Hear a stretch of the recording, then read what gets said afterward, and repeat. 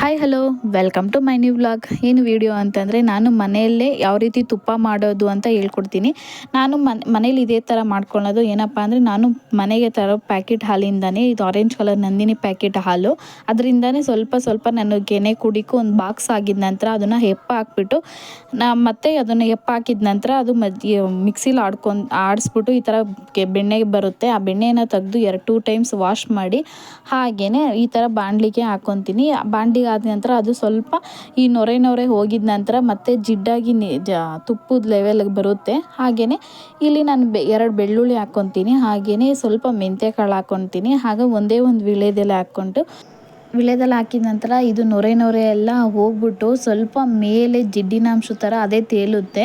ಆ ಥರ ತೆಲಿದ ಆಲ್ಮೋಸ್ಟ್ ಇಲ್ಲಿ ಆಗ್ತಾ ಬಂದಿದೆ ನೋಡಿ. ಸ್ವಲ್ಪ ಒಂದು ಚಿಟಿಕೆಯಷ್ಟು ಉಪ್ಪು ಹಾಕ್ಕೊಂಡು ಈ ಥರ ಹಾಕ್ಬಿಟ್ರೆ ಒಂದು 5 ಮಿನಿಟ್ಸ್ಗೆ ಅವು ತುಪ್ಪ ಕೂಡ ರೆಡಿ ಆಯಿತು ನೋಡಿ. ಆಗಿದೆ ಇಲ್ಲಿ ಒಂದು ಗೊಂಡೆ ಆಗಿದ ನಂತರ ಈ ಥರ. ಇದು ಯಾರಿಗೆಲ್ಲ ನನ್ನ ವಿಡಿಯೋ ಇಷ್ಟ